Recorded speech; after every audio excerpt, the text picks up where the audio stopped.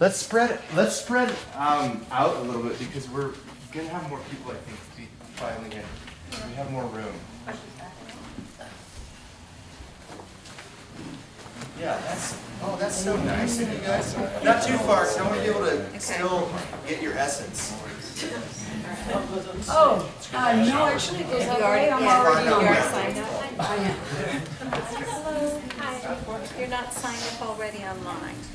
Who is this? Just a little bit. You bet. That way somebody wants to just take it out. Okay, so first of all, we gotta say thank you so much for being here. This is amazing. This is Kristen. I'm Austin. We're going to be your guides for your next 4 weeks. We're going to explain how this is going to work, but let's open this up with a proper om. So this is something that you can join us in or just listen. That's fine too. But if you'd like to join to any capacity, I'll just kind of explain the steps. Close your eyes, sit up tall, take a deep breath in. We'll do 3 ohms. Exhale out the mouth. Inhale to prepare.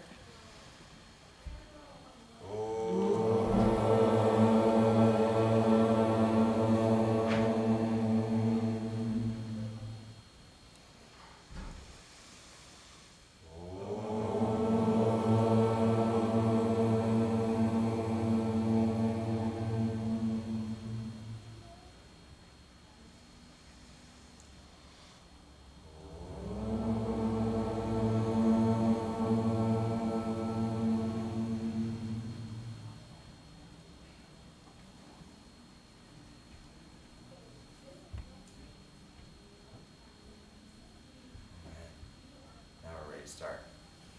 It's been initiated. We're kicking it off. I guess before we get too busy with things, hand these out. Ooh. We didn't know there were going to be so many of you. You Susie and Johnny come latelys. So we don't have enough of these, so if you're with somebody you know or somebody nearby, maybe you can share for tonight. We'll work on getting enough for everybody by next week. This is all going to be online too, though. It is online already. It will. Not only will it be, it already is. So those of you that were registered as of earlier today, this morning, I sent an email out to you with instructions on how to join the Google Classroom that we'll use. So the manual is on there electronically, and we'll post the videos and the recordings so that you have something to refer back to. So. Okay, and you won't need this a lot tonight. So don't peek ahead. Don't peek ahead. Put it down. No, I'm just kidding. But let's do a quick. What we'll do tonight. We'll do a course overview to start with. We'll do an introduction, and like I said, actually give us how many. Raise your hand if you need one still. So we know how many to get. Oh. We have one. You guys, y'all need one? Yeah, well, you're gonna share. I know. Oh, okay, cool. You know this? You might know. You know this riff? You know this riff? This is right, yeah. That's the way it goes. Awesome. So this course is this is the first time we've ever done this here. The purpose for this course is to show you different types of meditation, to experience the practice of meditation in a group setting over the course of 4 weeks, and then by the end of it, you'll have some experience with different types of meditation, probably, that you've ever done. And then our hope is that you've gained some benefit out of that, and that you'll continue it after that with the whole point of the finale of this, the big final, is that you kind of design your own practice moving forward with this. So you get kind of a taste of every kind of meditation that is available in kind of a yoga mindset. And so we're going to cross the lines a lot between Buddhism, or Buddhist meditation, not the religion Buddhism, but the Buddhist meditation practice and the yoga meditation practice. And it's real fuzzy where they are similar and different. So we're not going to concern ourselves too much with being like, now you're doing yoga meditation. But this is a yoga living project program, which is a subsidiary of Cambio Yoga. And the idea of it is to live yoga off the mat. So you going to be some experiments along the way. You're going to have homework, you're going to have journal questions, there's going to be discussion questions online. As Kristen was saying, we'll all be electronically in a community with Google Classroom. Has anybody ever used Google Classroom before? Yeah, it's so cool. I like it. We like it better than Facebook. You know, you can make Facebook groups, but the organization of Google Classroom is much more conducive to education because you can organize things in categories a lot better, and it doesn't do weird things like Facebook does, where it just loses timelines, and you're like, wait, where was that post? And then, yeah. What else do you want to say about the overview? I just think that, you know, as you go through, be open to different practices that we're going to give you to try out, and know that you don't have to like it, and you can move on to the next thing and ask questions. We like questions and good discussion. Yeah. And we want you to start with a beginner mindset. So raise your hand if you've meditated before. Okay? Raise your hand if you've been meditating consistently for the last 3 months. Raise your hand. Okay? Keep it up if you've been meditating consistently for the last 6 months. Last year. Last 5 years. Last 100 years. You got me there. Okay. I got this. So the idea is that it doesn't matter if you've never meditated or if you've been meditating for over 5 years consistently. Our goal is not to be like, this is how you do it, this is how you don't do it. Because we're not experts, we're not claiming to be experts. We're going to facilitate an experience for you that just hopefully helps strengthen your own practice. Really, that's our goal, is to just give you some tools to broaden your toolkit maybe, but definitely to help you find ways to not only strengthen your resolve to commit to a consistent meditation practice, because it really only works in a cumulative sense. You know, it'd be awesome if you could just meditate once for 2 hours a week, you know, all in one chunk. You're like, I'm good for the whole week. But it's much more powerful if you practice even 5 minutes a day, every day. The consistency and the repetition is really where you start to change some of the neuroplasticity, some of the neural pathways in the brain. And we'll get into some of that stuff too. So we'll kind of be dancing back and forth between the lines of woo-woo. You know what woo-woo is? Woo-woo is like, you know, what's woo-woo? I think I lived. Yeah, it's mystical. It's like the mystical properties. Yeah, that's a great way to put it. Yeah, it's the mystical properties of all the metaphysical aspects to it. And then we'll also come back to like the way in which science is taking its first baby steps into understanding the mind, you know. I mean, it's fun to think back about these folks who gave us these practices, you know, like the Buddha and other people who mastered these things. And, you know, one thing is consistent throughout everyone who has ever become awakened through the practices of the mind, or mastered the mind, or become enlightened, however you want to say it. They all always say that the moment it happens, the moment you finally get there, it is completely different than what you would expect. So, and we're going to find a lot of that along the way. And so that's why I want it to be really important that right now, let's strip off expectations about what this is going to be about, what we even think meditation is. Because a lot of times we think the first stage of meditation is like, you know, well, this is stage 1, where in fact stage 1 is like stage 10. Like that's way down the line. Like we're going to start really simple, and then by the end of it, you'll all be enlightened. Okay? No, not that. But I want to hear from you. I want to hear why you're here. Anything else for icebreaker name? Tell us about your practice. Yeah. Yeah. Tell us about your experience with meditation and what you hope to get out of the practice. And let's, since there are so many of you, try to keep it to like, I don't know, 60 to 90 seconds. Okay? So anybody want to go first? I'll go first. Thanks. My name's Alicia. I found out about this program through my friend Deepa. I started meditation probably 3-4 years ago, and I started with an app called Headspace. Awesome. And I really loved that because it has a lot of structure to it, which was great for me as a beginner, not knowing where to start. So I try to do it several times a week, but I love using it to go to sleep, and at times at work when I'm stressed and I just need a break. So, Awesome. yeah. And remind me your name one more time? Alicia. Alicia, okay, Yes. cool. So you have the distinct privilege, Alicia, to get to pass the baton either to the right or the left, Okay. since you started it. I'm going to go to this gentleman in front of me. All right. Well, I found about this through Mind Body.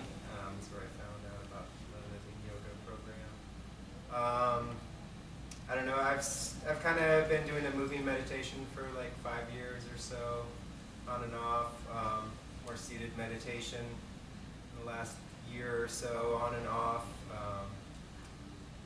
Recently, one thing I've found is actually meditating outside the house kind of helps. Well, for one thing, I have dogs, so it always, they're kind of hard to get away from sometimes. But yeah, I don't know. It's just something I'm interested in. Pretty new too, as far as seated meditation. And I know your name, but would you mind? Oh, Dustin. Cool. Hi. It's confusing which way the baton's going. Yeah. Alright. Little curly I'll cue take back this that one. way. My name is Erica, and I started meditating regularly last year. I really like a Shakti meditation that I learned in my advanced teacher training here at Cambio. I also practice daily mantra meditation as well, and I am here because I like to learn things. She's also our teacher aide, so she'll also be helping with stuff around here. So if you need something, make her earn it. Anybody She need water? doesn't earn enough. No, I know, I'm kidding. Anybody need water? Erica? No, Foot no. rub? That's not her. Yes. Hard enough. Hi, I'm Deepa. I have been meditating pretty regularly for many years, but it's more of a religious base versus sort of a yoga practice. It's a very different kind of meditation, but I have found that it's extremely healing. And so it's something that, having traveled around the country and lived in various places, this is the first time I've landed in a spot where people like to meditate for fun. So here I am. I'm crippled right now, but yeah, so that's why I'm here, and obviously Alicia's doing this with me, so happy about that. Yay. Deepa? Thank you. No, please, Joel. I'm Joel. I learned about it last week when I did my first Cambio class here. Yeah. I don't have like I watch YouTube videos once in a while and like do what they tell me to do. Guided meditation. So don't do anything other than that really. And I like the idea of learning new stuff, so that's why I'm here. Cool. Excellent. Thanks. Just remind us to come back there. My name's Casey, and I had a really strong meditation practice probably 15 years ago. It was fairly short-lived, but I kind of feel like there's still a little bit of a ripple in my personality from it, and I really would like to kind of get back into it and build on that quite a bit. So I figured instead of just going it alone, it'd be nice to take a class. So luckily enough, here we are. I'm Rob.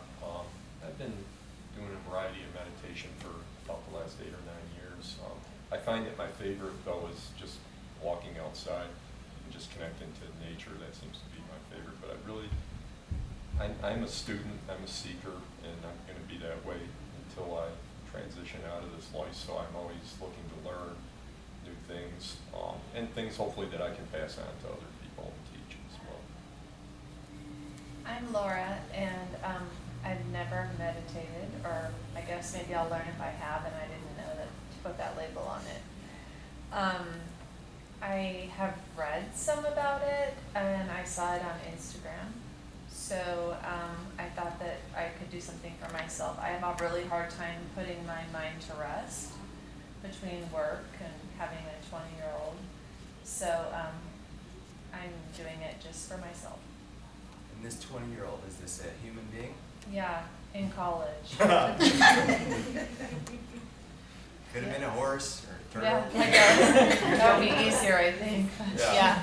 Awesome. Thanks, Laura. Uh-huh. I'm Patty, and I probably have a random meditation practice. I think I do breath meditation the most. It helped me calm the systems of the body down. So I've been doing that for a long time. I have a heart condition, and it's amazing what you can do mentally to really quiet other things that are going on. So I've been doing it a long time. So I enjoy it, and I want to learn more and then pass it on to students. I'm Terry. I've been meditating probably 8 or 9 years, and I love it so much that I'll get stuck in it for up to an hour. I have gone that long, but I take it to a whole nother level, and it's going to be nice to learn new techniques and have those in my toolbox, like you said. So that's why I came, is because I'd like to see what you guys have. My name's Bradley, and I've had just a few times where I've meditated regularly, and I hear about it all the time from everywhere. And yeah, I'm just looking for some help to do it regularly throughout my life. Thanks. Thanks, Bradley. Hi, I'm Barbara, and well, it's just, I've been meditating on and off for about 20 years, but it's like, it's been, it's a lot of different practices. I did a lot of breathing exercises and getting into meditation like that. I did that for about 7 or 8 years, and then I got kind of like, oh, I just wanted guided meditation, so I did the Oprah, Deepak, all those, and then I found other apps, and then now I've been doing the chanting, and I've been doing that morning and night. But I find if I do the chanting, I usually don't have time after that to meditate. So I just want to, like what you said about the plasticity of the mind, I just want that, because I'm also in a play right now, so every time I meditate, it's just like I start doing my lines. You know, it's like it just goes right there. So, you know, I just want that space. Yeah. Awesome. Oh, I'm Heather Kimberly. I started yoga and meditation when I was 18 with Kundalini and like meditating in Mount Shasta and just amazing things. I'm a little weird though. I really suck at consistency. I'll like do it every day for like 4 months and I'm like, yeah, and then I'm just like, for no reason, like, I'm just not doing it. I haven't done it for the last 2 weeks and I don't know why. And it's almost like I feel like I'm supposed to do it, so then I don't want to do it because I'm supposed to do something. And that's just the way that my personality works. I'm like, oh, I have to do that? Well, that's no fun then. So, that explains me. Done. Thanks. I'm Dirk. I'm here because my wife invited me. But I did meditation for sports performance and conditioning back when I was a lot younger, and more recently for mental healing, but not consistently. And so I look forward to learning better ways that I can achieve a better consistency in my own head and heal a little bit more through lessons I learned here. Thank you. Is Derek? Dirk. Dirk, I'm sorry. Okay. Like knife? Yeah. Like D-I-R. Like Nowitzki. Like, yes. Yeah. Okay, got it. I'm Andy, and I heard about this through my friend John. And my wife, Leslie, begged me to go, because I don't really have a meditation practice, but I'm really ADHD in my brain, and so it doesn't slow down often at all, and I'm sure this will help. So. I'm John. I was introduced to meditation 12 years ago, just more out of the religious exposure, and then I traveled to Nepal and saw a bunch of it, and it's had this mysticism ever since, and my wife Rachel tries to practice once in a while, so I'm trying to join her, so I'd like to really learn how to focus and get the healing properties out of meditation. I have this patient who swears by he's able to heal himself, so I'm really intrigued now. So, yeah, see what happens. Well, oh, you. Why don't you go real quick? Sorry. The babysitter never calls. Is everything So, okay? Can you stay? They just need to go to bed.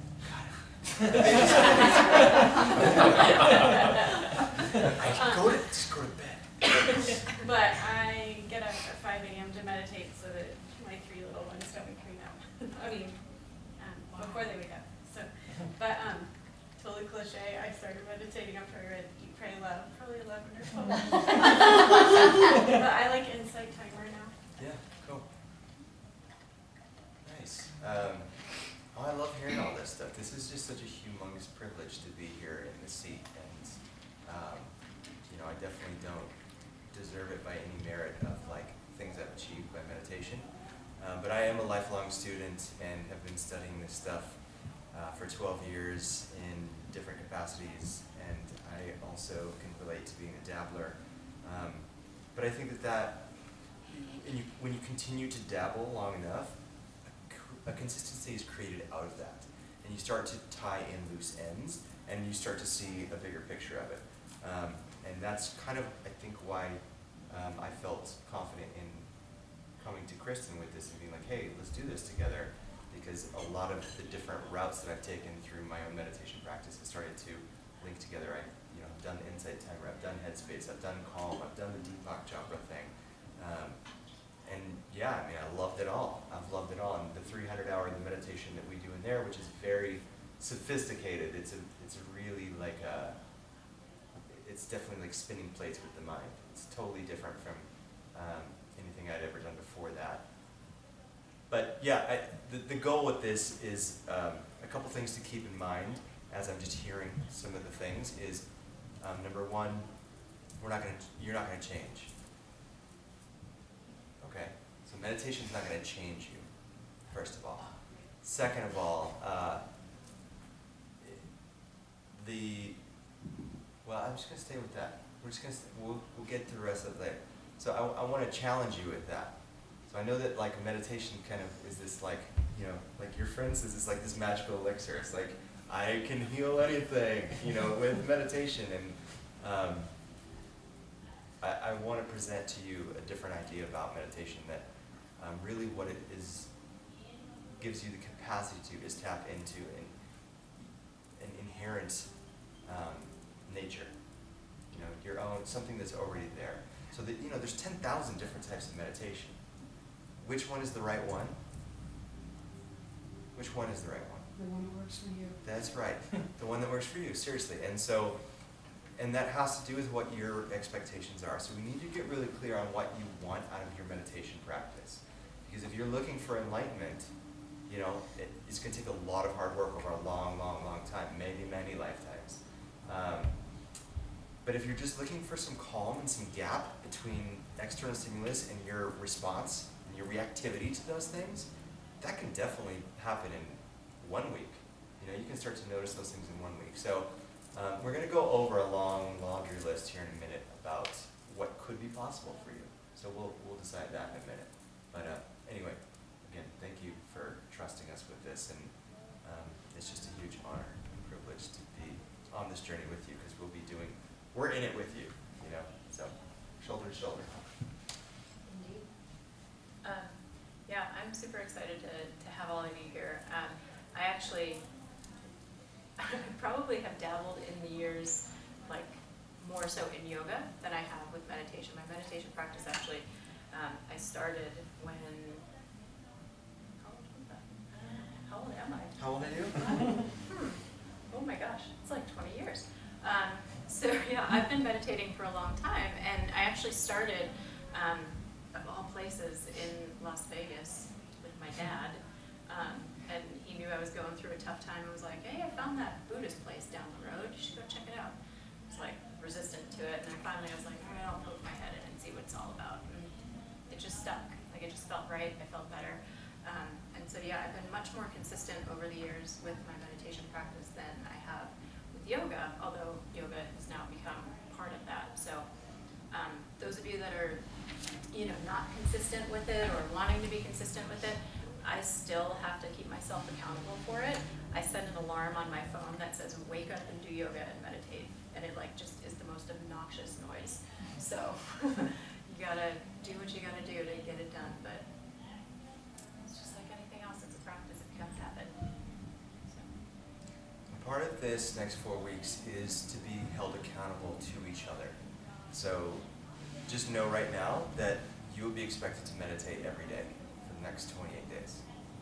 So, and then, you know, we want to challenge you at the end for another 30 days. So, you know, for some of you who've been practicing consistently for 8 or 9 years, it may not be a big thing, but it may be to try different things, you know, to challenge your practice in a different way.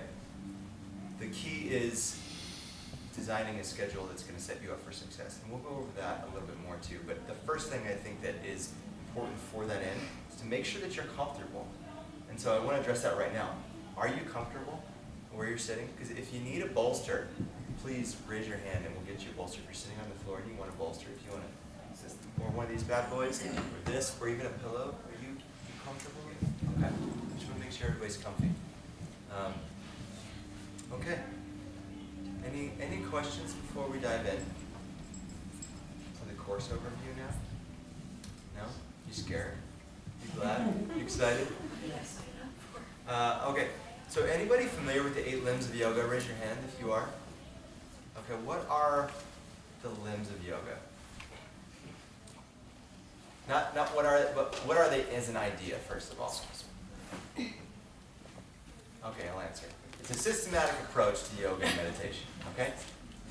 It's old. It's like 2,000 years old at least. We're going to be studying what's called the inner limbs.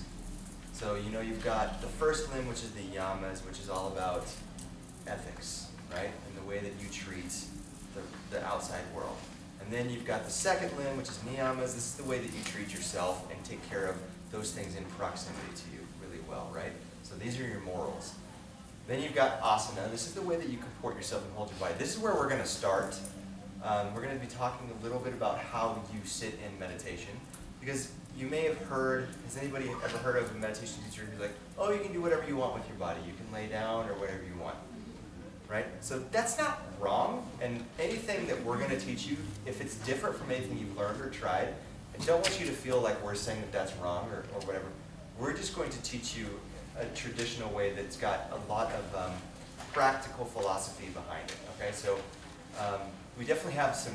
If you're wondering why at any point, ask, well, why are you saying, Kristen and Austin, to sit up during meditation instead of lay down? Because I had a meditation and you just said I could lay down.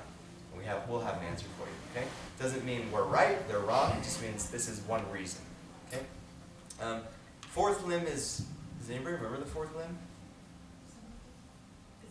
That's the last one. Yeah, you're jumping right ahead. My favorite one. We might as well. No. Pranayama, so the breath, right? So we need to sit right, we need to breathe right. Fifth limb. Somebody help me out. Where's my teacher trainings? I know you know this, Casey, Rob, Patty, Jerry, Heather. Pratyahara. You don't have to worry about remembering these. We're going to go over these. I'm just giving you a cursory glance at the overview of things. So Pratyahara is withdrawing from the outside world. So this is indicative of a seated meditation, right? Yoga is a moving meditation. And we're kind of like balancing between the focus of what's happening on the inside world and the outside world. But with a seated meditation, for the most part, we're strictly trying to keep the attention focused inwardly. And so we have to address the ways that the 5 senses are dealing with stimuli, even as that changes moment to moment in a meditation, okay? Next, the next 3 are really going to be the harder things. So we're going to start out tonight with pranayama, the breathing, the seat, asana, pranayama, and pratyahara. That's what we're going to work on for one whole week. We're going to work on how do we sit, how do we breathe, and how do we deal with our senses as they get kind of lured into the temptations of the outside world. Yeah? Does that sound okay? So very simple practice. However, simple does not mean easy. In many ways, this can be the hardest practice because you're not going to have a lot of momentum in terms of mental concentration to keep you away from those external sources. Night 2, next week, by the way, I won't be here. I'll be in California. That was not part of the design, but it's just what happens, but you're in good hands. But that's going to be Dharana, and that's when we start to use meditation as a focus of concentration.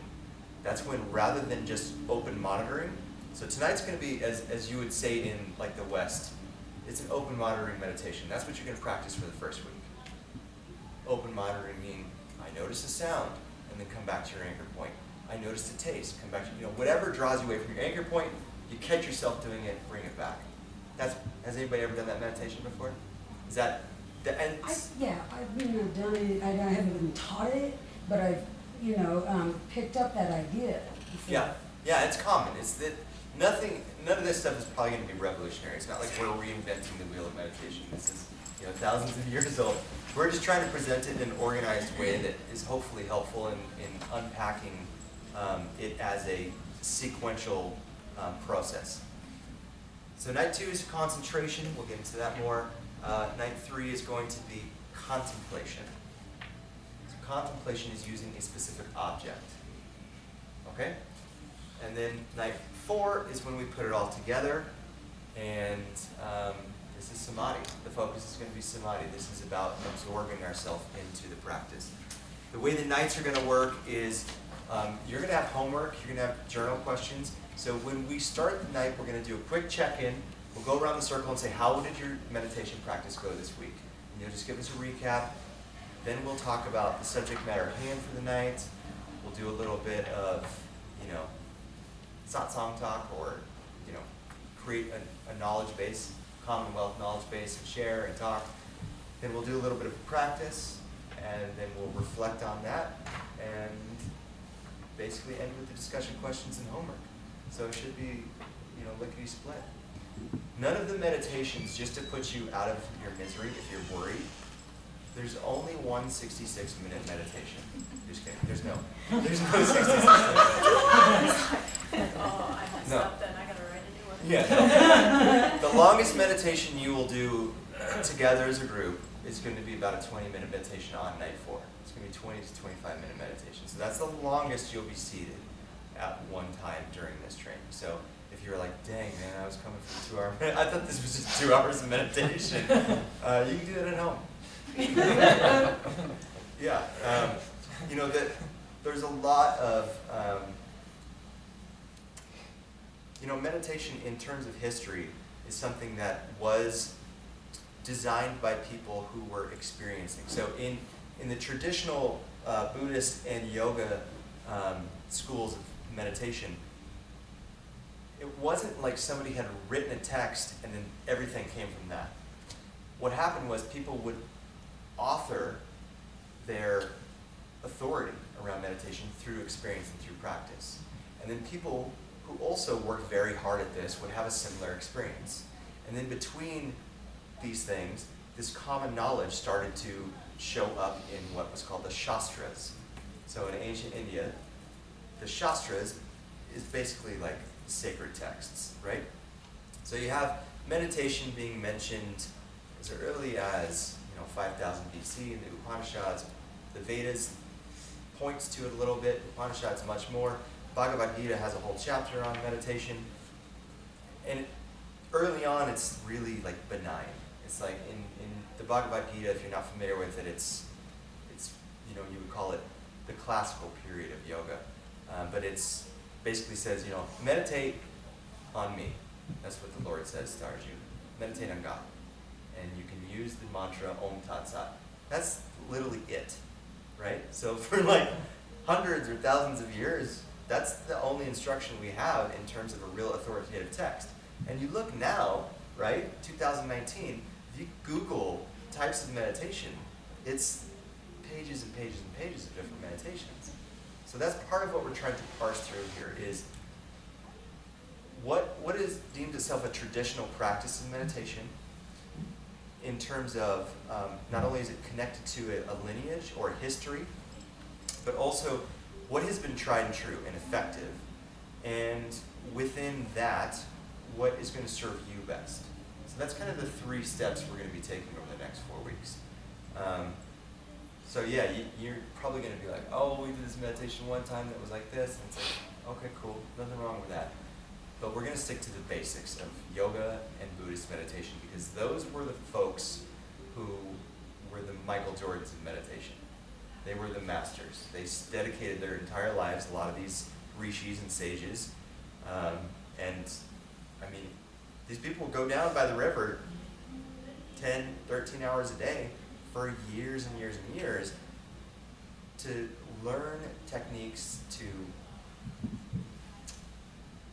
do something with the mind. So what are you doing with the mind in meditation? You're stilling it. You're stilling it. Yeah. And that's an interesting thought, right? Because a lot of times people think that's where meditation starts. That's where it ends. That's where it ends. Again, with the endings, I don't know. Yeah, you're right. Yeah. So let's talk about what is meditation? Let's talk about that. Being present. Being present, okay. And no stupid answers here. Everything's acceptable. Being present. Give me some more thoughts. I think it's, what's the word I'm going to use? I call them cockroaches. I just read The Monkey Mind too, you know, monkeys screeching, or he calls them spiders, but those just ever-flowing, like, little thoughts that... The chatter? Yeah, the chatter. There we go, Okay. thank you. It's a good universal word. And so it's this It stops stopping the chatter. Okay. So then it can open to things that are maybe really, I don't know, enlightenment, but Okay. that's the powerful things come when I can get all that stupid stuff, like what's for dinner kind of thing, out of my mind. What else is meditation? What is it? If you were to explain this to an alien, if an alien came down and was like, what is meditation? I have no idea what it is. Explain it to me. It's shifting your focus inward. Again, not wrong. Great answer. Continue.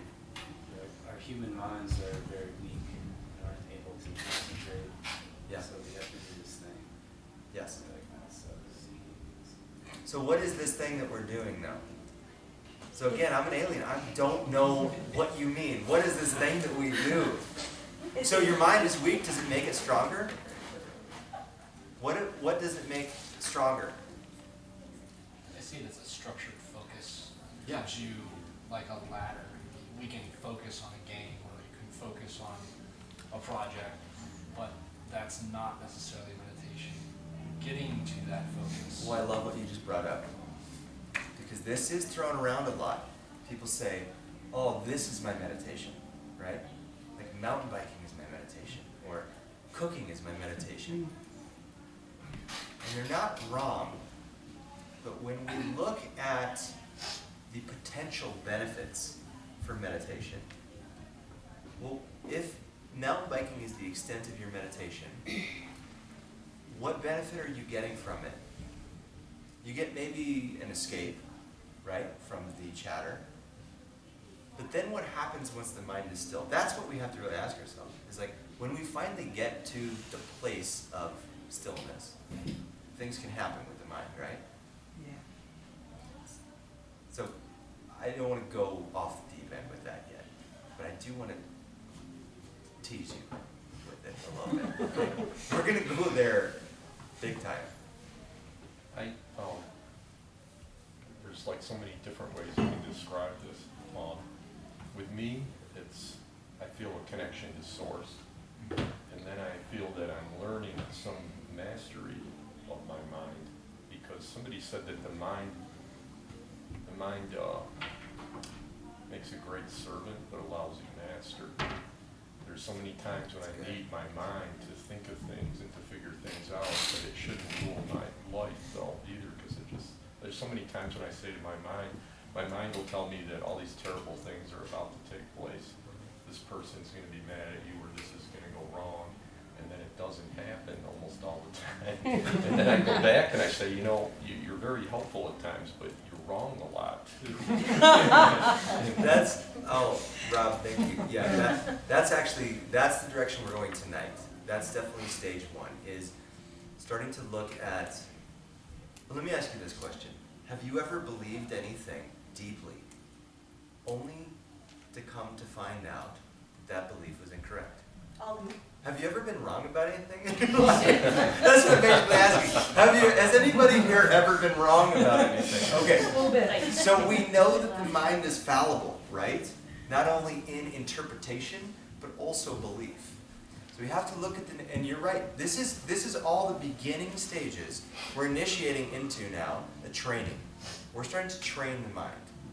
Because when we leave the mind to its own devices, it is just as lazy as anybody. You know, in the East, the idea of the mind isn't that, oh, this person was a murderer because they murdered somebody, and this person's a saint because they prayed to God their whole life.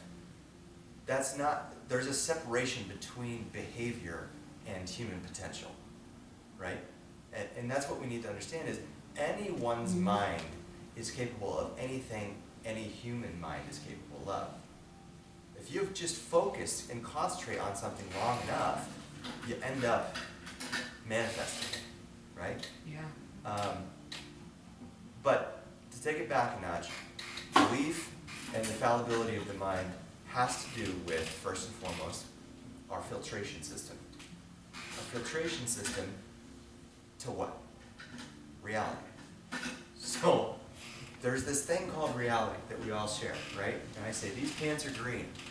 And if you're not colorblind, you've been trained to look, they're not green.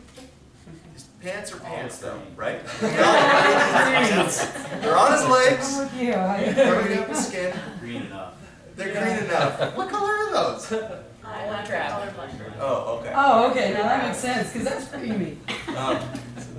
But we have our five senses that tell our brain what things are in reality.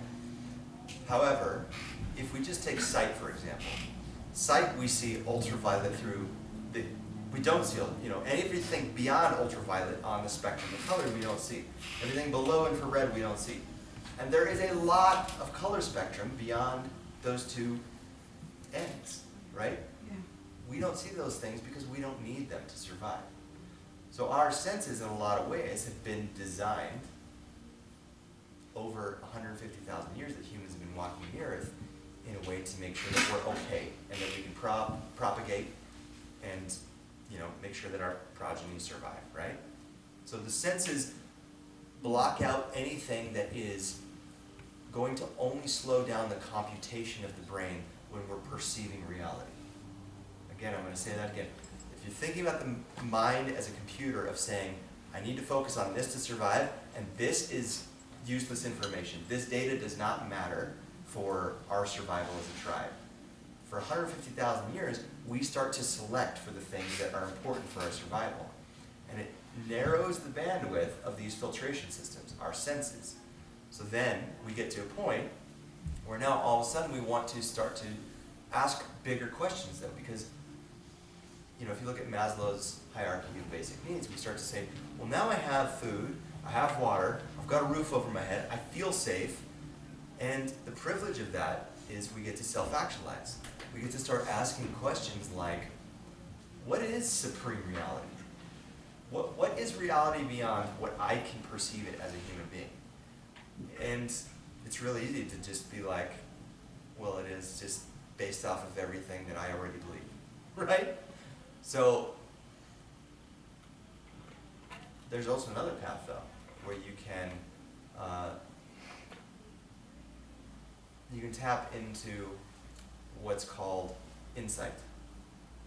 And so this is how meditation was actually uncovered or revealed to humankind. It wasn't like, again, it wasn't something that people were just making up. They were committing themselves. They were practicing with a certain level of detachment.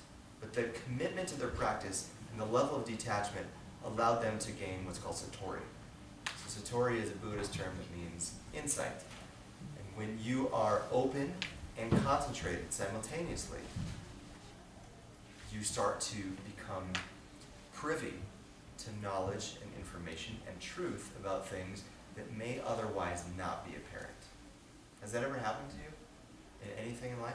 Have you ever had I mean, it can be even something as seemingly benign as like a dream, where you like dream about somebody and you see them the next day, right? But it could also be something very significant. You know, you could design a whole mode of practice called yoga that would be practiced for thousands of years in the benefit of humankind. Yeah. I mean, that's an insight. It came to people. It was not written down before they started practicing it. And it wasn't just trial and error. It was moments of eureka, you know? It was aha moments along the way because of their level of commitment, their level of openness. All right, so before we go any further into that, let's talk about the benefits of meditation, because I think this is really important. Okay?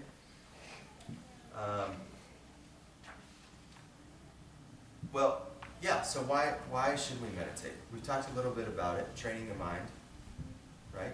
To concentrate more, to be open for insight. But what are some things that happen, what are some of the things, and like especially nowadays, like when you look at like, you know, the whole idea of meditation getting into the Western medical system, into elementary schools, why are we making our kids meditate? Why do we want people to meditate? What's a byproduct of meditation? Relaxation. Calm the mind. Calm, yes. Resting the mind. Calm, rest.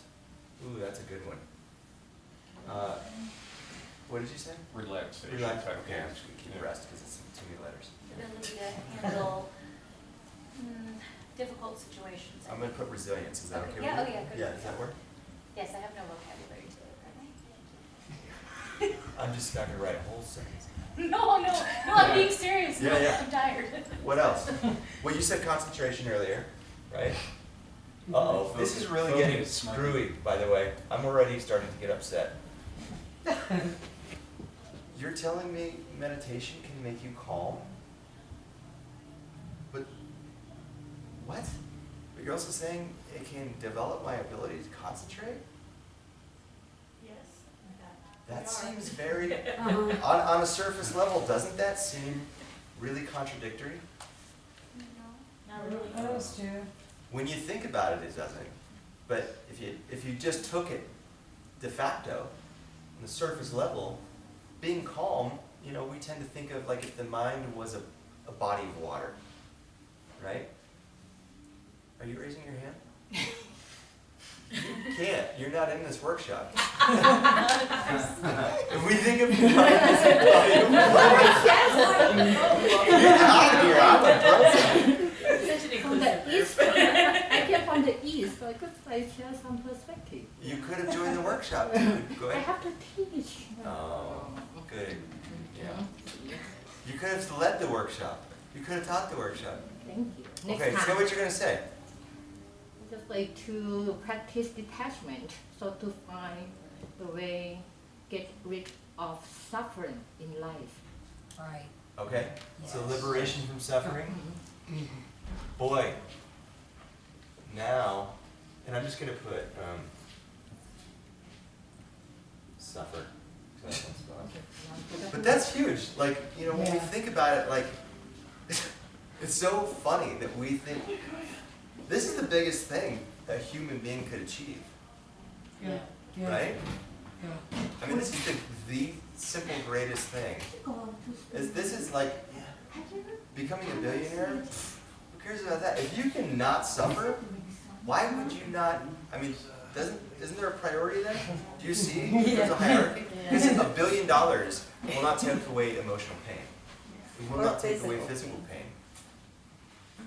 So then why is it when we say things like, okay, I want you to commit to 5 minutes of meditation in the morning, 5 minutes of meditation at night, every day for 30 days.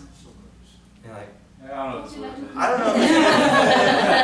Or we do this. Or we go like this, we go, yeah, I'm totally down. Liberation for suffering, awesome. Monday, Tuesday, Wednesday, Thursday, you're all, oh man, I totally forgot to meditate. Yeah, I guess things are going so good. Day 4, I don't need to meditate. I did it. And then, you know, and then you drop your sandwich on the floor, and you're like, no! This is the heart of suffering, yeah.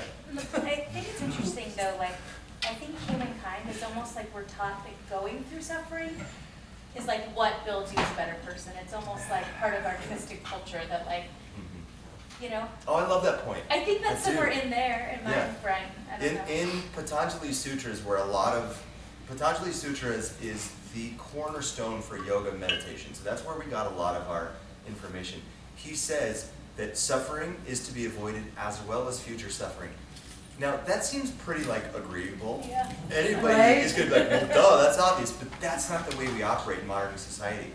We oftentimes, because we have cliches like, well, that person didn't pay their dues, right? So that's not of the same ideological philosophy, is it?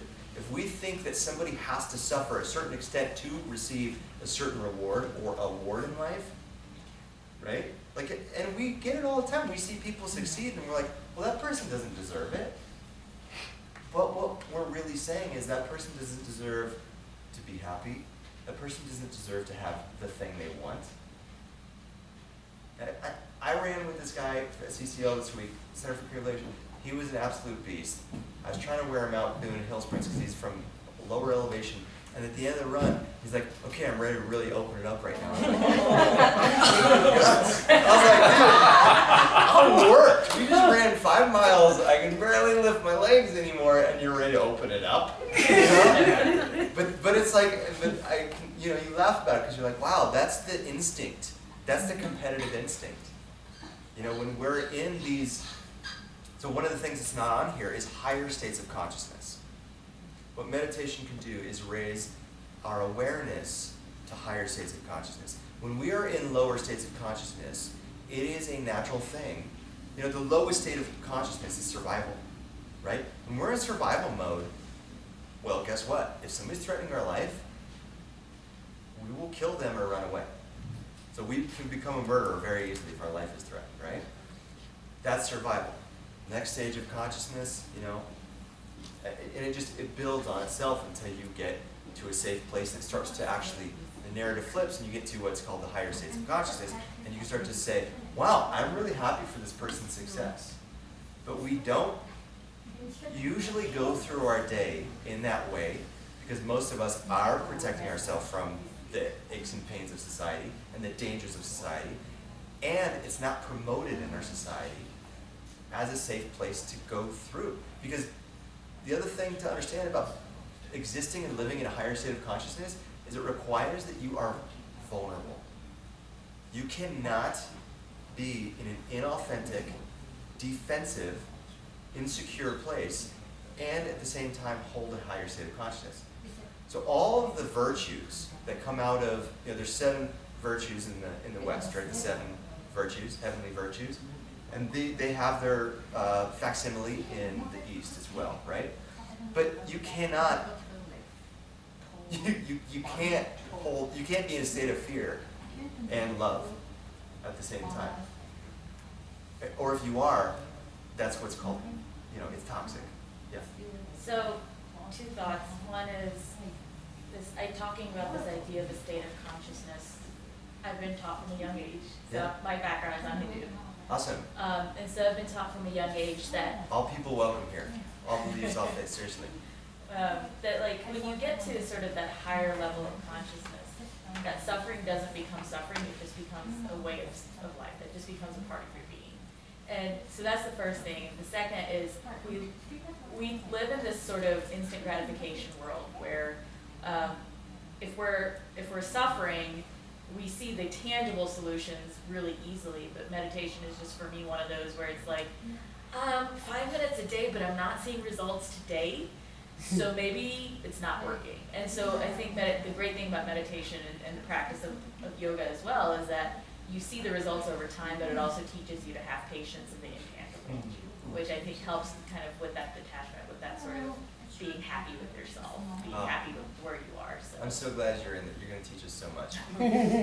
Yeah, literally the first thing you need in your toolbox to meditate is not a still mind, right? It's not to change yourself or a desire to hate your monkey mind.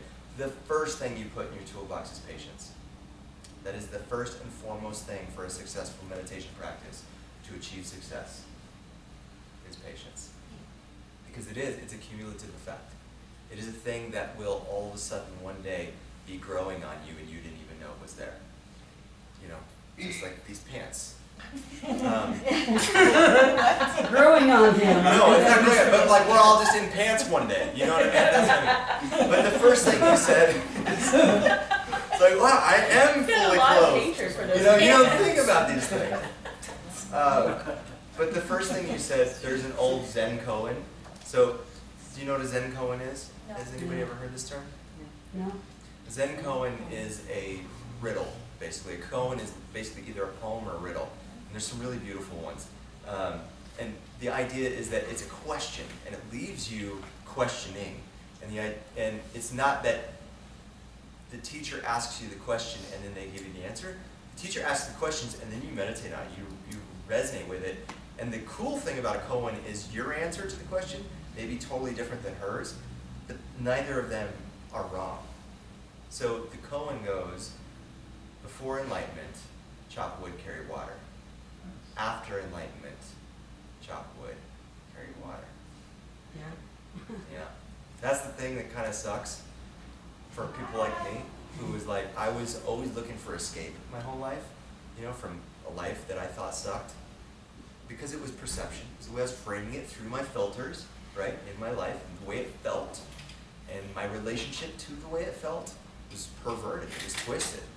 Not in a sexual way, but just, you know, well, sometimes in a sexual way. But the idea is that enlightenment, when I was saying earlier about all the masters always saying how enlightenment is something different than what we expect it to be. Enlightenment is not this place, like you said, suffering is not somewhere else. Or liberation from suffering is not this other place somewhere else. It is it's an effect within you. You know, if you look at, you know, we look for role models with this kind of stuff. We look at great masters, and you can always kind of, like, I always think about what qualifies, because there's plenty of charlatans out there, right? And there's always been like bad yogis too, you know, like seriously, back in the 1500s, the Nazis were like, there were some scary yogis out there who would use yoga practices to take advantage of people and manipulate people and ruin their lives. So how do you know? How do you know the difference between somebody who's authentically on this path, if we can call it a path? We eventually will get to the idea that it's a path, because it is. Versus somebody who is just trying to pull one over on you or take something from you.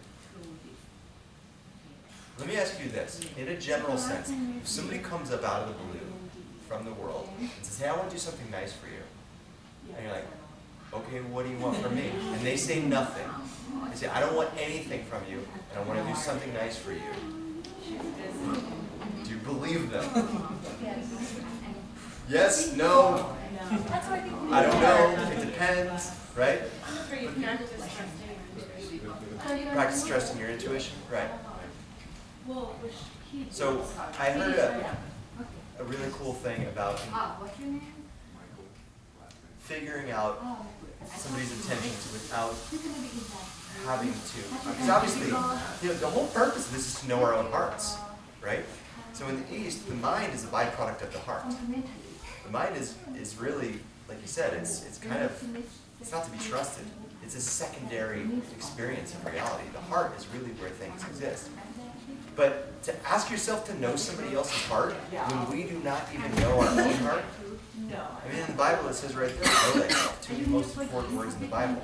Know thyself. Yet, again, such a simple concept, such an infinitely difficult task. So if we can't know ourselves without supreme effort and patience, how can we then begin to expect to know somebody else's heart? But there's some telltale signs. But maybe I'll just leave you hanging on that one. Yeah. Huh? A telltale heart.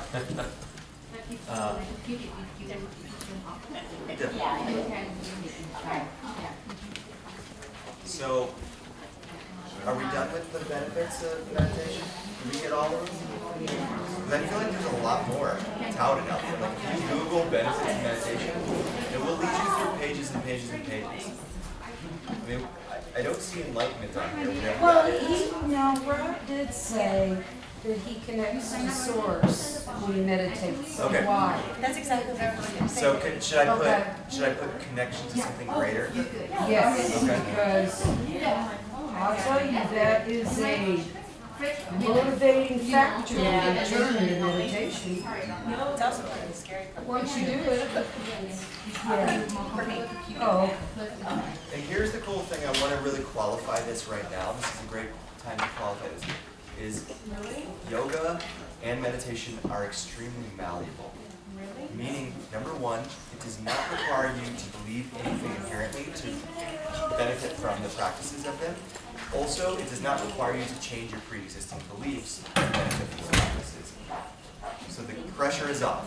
We don't have to agree on anything. We don't have to accept anything in a fundamental sense. You can be as secular as you want to be. You can be as religious as you want to be with this. You know, and maybe you're somewhere in the middle, which is perhaps spiritual, right? But maybe it's a very like, no, this is about neuroplasticity, and I'm rearranging the nerves in my brains, and that's all it is for you. That is super cool. It does not require you to be theistic. It does not require you to be atheistic. You can believe whatever you want to benefit from these practices. Is that really inclusive enough for you? Okay. There was something you said before about you were showing like a seeming contrast between being calm and being focused. When we think about being focused, as being, really intense. And years ago, I went on a canoe camping trip, it's kind of like a spirit quest thing up in Canada. And I drove the coolest life. Do these things, Rob. I do want to hear more stories. Keep going. And now I'm going to be retired, so look out. Let's go, man. Anyways, it was like an 8-hour drive by myself to this place way up north. And after a while, I just got sick of music or whatever. And so I said, I'm going to try meditating here. And then I got a little nervous at first. It was like, okay, I'm going to zone out and I'm going to go off the road and kill somebody or something, But I won't suggest this for everybody, but for me. But I decided to meditate while I was driving. And the funny thing is I didn't really zone out so much. I actually knew where everybody was around me, and I found that my driving was actually better because my mind wasn't wandering off and distracting me from doing things. I was really aware of everybody and everything around me, was a better driver when my mind was quiet. Yeah. So this is an awesome benefit, is heightened concentration. Yeah. But because heightened concentration is a place where it's not so focused that there is strain, but there's focus that's exacting, but also there's an ease to it. There's a looseness. So if something else happens, it doesn't completely make you drive off the road like you were saying. But this does bring me to a question, because earlier I was talking about some of the ways in which people say, oh, I meditate when for instance, and I said mountain bike, right? But let me ask you this. How long would you have to meditate mountain biking to achieve liberation from suffering? Do you think the type of meditation that you can achieve mountain biking will ever lead to liberation from suffering? I think there's a different be careful where how you find suffering. What are we suffering from? Are you suffering from a lack of focus? Are you suffering from an emotional distress? If you are using a tool like mountain biking to alleviate that stress, that stressor, that suffering, then the muscular suffering or the pain you're going to feel the next morning, that may be the cost. Yeah, the cost, or an equal trade, or an acceptable trade. Okay, so you said two things I want to remark on, and I love that point. It's very well thought out. However, what I'm talking about here, first of all, let me qualify this a little bit better. What I mean by this, what we mean by this, is the ultimate goal of this is lasting liberation from suffering. So that needs to be defined first and foremost. And Yeah. I'm sorry to interrupt. Do you mean physical, mental, or We have all of it. And the second point to what you're saying is you started that with what is it that we're suffering from, and that makes a difference. Actually, in the East, they say that all suffering comes from what? Goodness. There is one thing that creates all suffering. Wanting things to be different than they are. And that is what? Desire. Desire. Yes. Okay.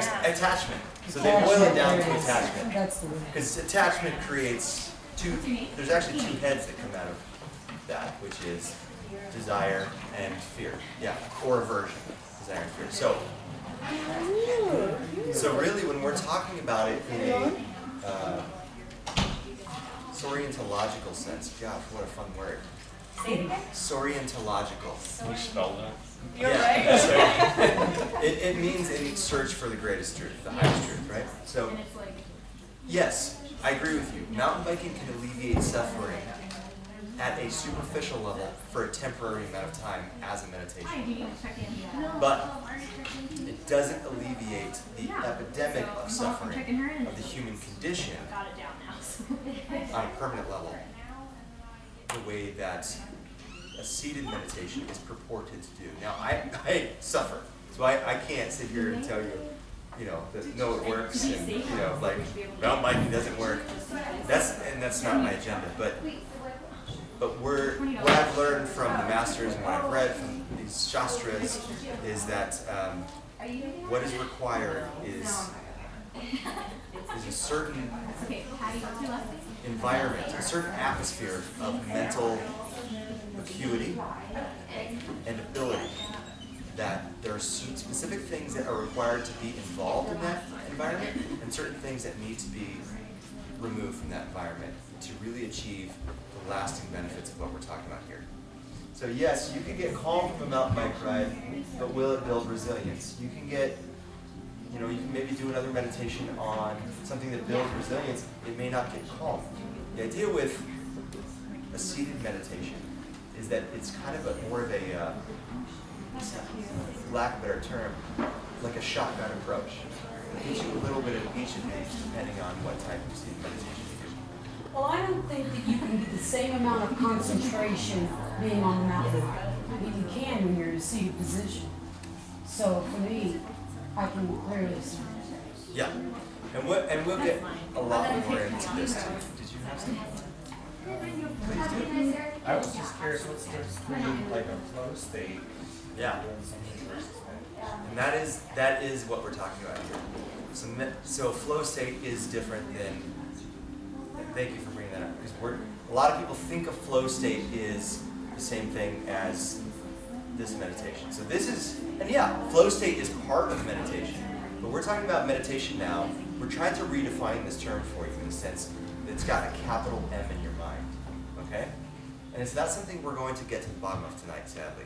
It's going to take at least till week 3, if not week 4, to really get to. So, in the great words of our wise friend over here, we're going to have to use some patience to discover what meditation with a capital M really means. Okay, is that okay for you? You want your money back? You mad now? I didn't even know the first night. You made it on the first night. Can you define what's flow state? Or what? Somebody say what flow of immersion. What is flow of immersion? Or flow state, as it's more appropriately called. I would say it's like a forced concentration because you're doing an activity that requires all your focus, or you enjoy it, or are stimulated enough where it takes all your focus. Like being in the zone. Yeah, totally. You're there, you're doing it. You just sticking with the mountain biking, and you lose yourself as you're going down the hill. You get down to the bottom, and it's not that you can remember everything, every twist, turn, or jump, but it all flowed. It was just every turn came in, banked, every jump landed flat. You knew that you had fun. You knew that it was good. You knew it was fast. But it's not that you can go back and remember each little line. It's that you flowed. There was that focus as you wrote, or a writer, they lose themselves in the story, and that they may not remember chapter 1 after they've done chapter 10, but they know that story because they've just. And why don't you remember the things that happened in the past when you're in that flow state? Yes, there you go. You're required to be in the moment. Now, could you imagine? So, have you all ever been in a flow state? That's like when you drive home and you don't remember driving home. Could be that. Yeah, it can be benign. Like, it doesn't have to be these huge epiphanies. Like, we always kind of like equate flow of immersion to, they can lead to eureka moments. They certainly can, right? Like Thomas Edison he was the one who coined the term eureka, because he would get into these like fugue states, these flow of immersions, and come up with an invention. Well, Thomas Edison has 10,000 patents on inventions. You know how many of them are good? 10. Yeah, like 10. The rest of them are crud. We don't use them. We don't need them. Yeah, a lot of them are good. So this is the whole idea, is the flow of immersion. Yeah, every once in a while it can lead to insight, right? It does give us practice because it gives the mind an ability to focus in the present moment and be aware, and not worry about what just happened, not worry about what's happening way down the road. When we're mountain biking, or we're composing a piece of music, or drawing, or writing, we're focusing on two things only. The inhale and the outhale, and what that... the inhale and the exhale. Let's do it. And what that equates to is what is now and what is immediately next. What is now and what is immediately next. That is a flow state. That is all that matters. What happened is gone. It's the past. You're gone with it. So that is a part of meditation, but could you imagine having that heightened level of concentration in a seat when the object of the meditation is something that is, for lack of a better term, spiritually elevating? That's the difference. Is mountain biking is not inherently of itself spiritually elevating. I love mountain biking, don't get me wrong, but you're not going to reach enlightenment through mountain biking. It may teach you mindfulness. It may build the muscle of the mind so that therefore you may reach enlightenment by help of mountain biking. Point is mountain bike and meditate. Do them both. That's you're already here, so I'm preaching to the choir. But yeah, flow of immersion is a really addictive state too. That's the other thing. Is when you're in the flow of immersion, you are attached. You cannot be unattached. You can't be detached when you're in the flow of immersion. So Rumi was a great, not Rumi the poet, the Sufi poet. There was a great Tibetan meditation teacher in the 60s named Rumi. And he gave this lecture called Entering Infinity. He talked about meditation, the dual function of the mind in meditation that we want to eventually cultivate. He likened it to recollection, and I really like this metaphor. Because he talks about how we use the metaphor of losing your keys. Okay? So you lose your keys. What does the mind do? It asks two questions. It says, on the one hand, where did I last leave my keys? Well, this question focuses the mind, right, to a narrow scope of possibilities of where you possibly could have had your keys last, where you could have left it, right? In the other hand, though, you also ask yourself, where the hell could my keys be? In the world, where could they be? Which is a very open, big, broad question. And he says this is the function of recollection. And this is essentially what the mind is doing in higher states of focused meditation, is you're creating a shape of the mind that's like a funnel. So on one hand, it's very pointed and focused and specific. On the other hand, it's very open and broad and not possessed by anything. It's not attached to anything. Does that make sense? Yeah? Okay. Yes. Let's talk about, real quickly, the other considerations before we move into tonight's practice. Does everybody have a journal that they can use for these next 4 weeks? Okay, so we want to be tracking our progress with this stuff. So by the end of tonight, so now what we'll do is we'll go over this real quick. Chris will talk about pranayama, pratyahara, lead you through meditation. And at the end of the night, you're going to come up with a quick schedule of when and where you're going to meditate and how long you're going to meditate for the next week. Okay? And then you're going to have an accountability buddy. You're going to tell that person when you're going to do it, how long you're going to do it. And then next week when you come in and look them in the eyes, you won't even need to tell them. They'll know by the look in your eyes. They'll know. Okay? So don't let your buddy down. No. I didn't want to meditate, but I was so guilt-tripped into it. No, but the meditation journal is going to be really important for you to track your progress. So what I want you to do is have something where you can write down what time, how long, and one quick little word or sentence that represents the experience you're feeling. Okay? Because as you were saying earlier, so often we attach a result to a function, right? And we think to ourselves, well, this instant gratification mind, where it's like, if it's not happening right now, then it must not be worth my time. I need to be as efficient as possible. I'm an American. I need to, I need to see my bottom line here. The thing that will help with starting to put a title on each meditation, or a post, maybe an epilogue, just writing a sentence of what did you get from meditation? What did it feel like? Did it suck? Was it hard? Were you unfocused? Was it great? Was it blissful?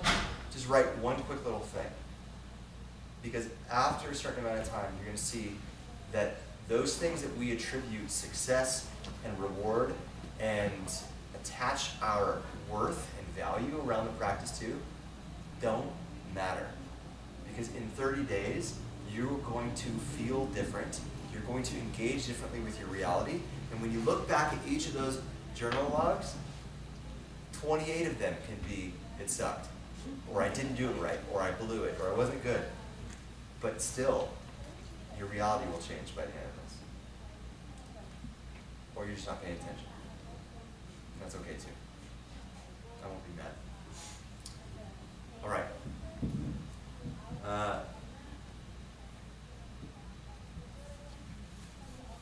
Yeah. Let's get into pranayama. Okay. Pranayama.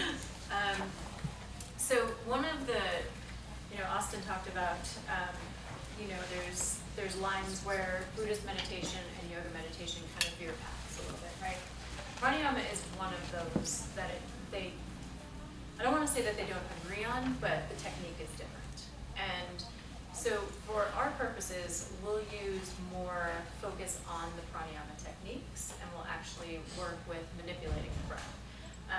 Buddhist meditation more so just has the breath at its natural state, in and out through the nose, without trying to do anything to it or force anything to happen.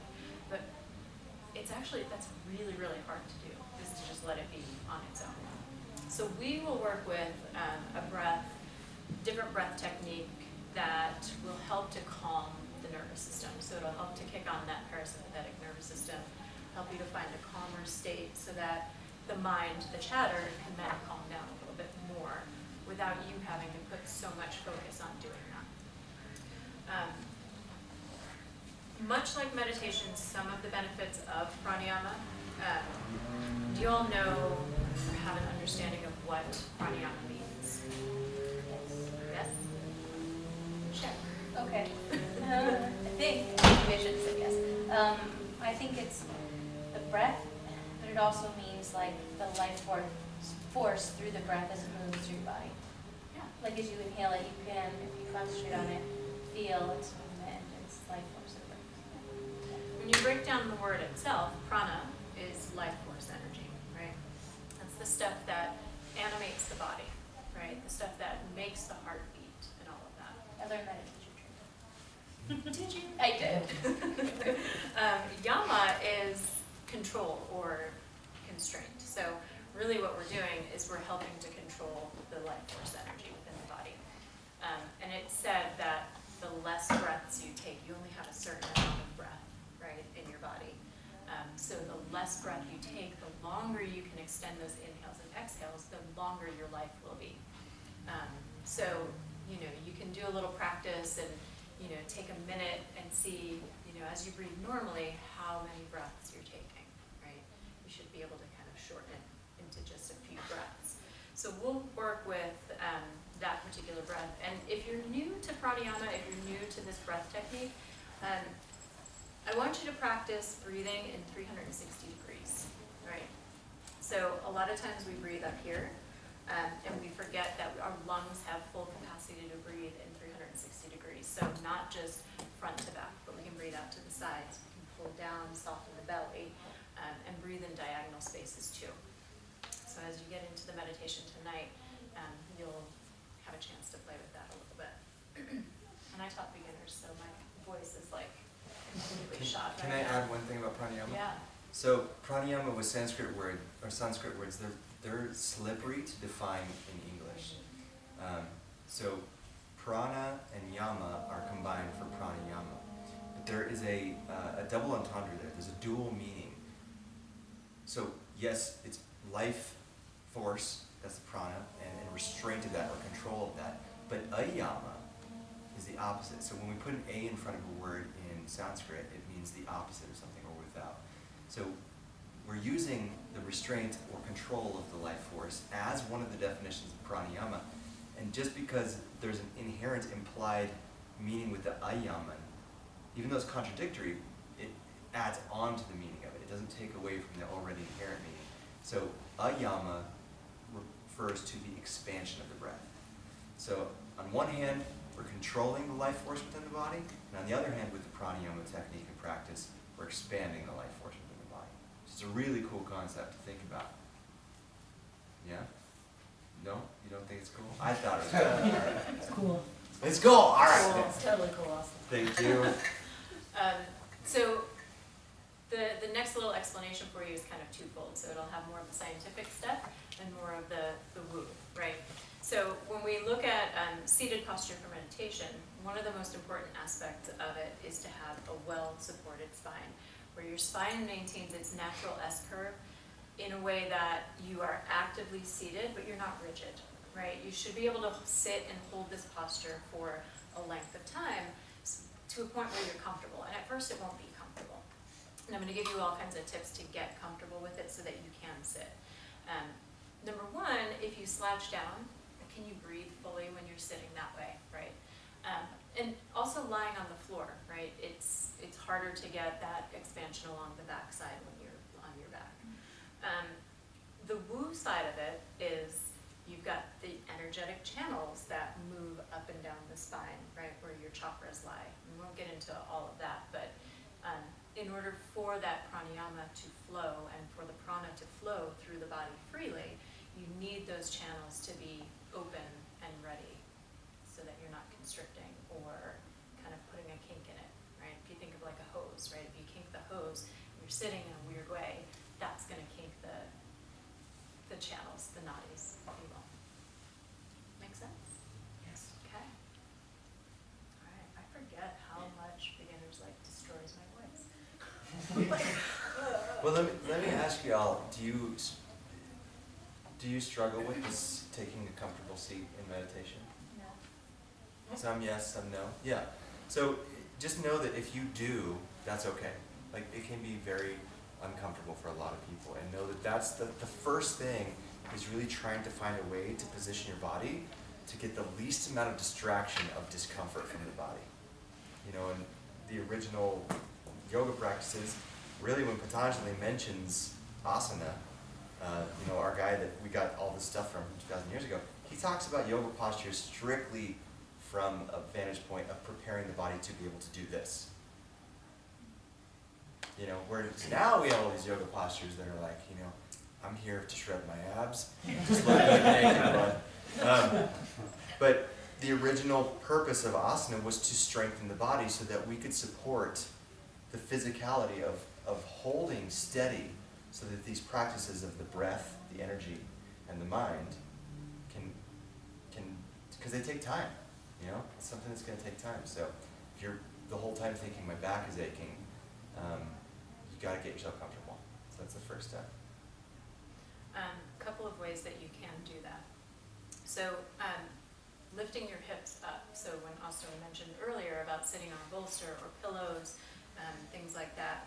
The idea is to get your hips elevated well above your knees so that your legs can slope downward and take some of the pressure off of your back so that your back can then start to move into its natural S-curve a little bit more naturally.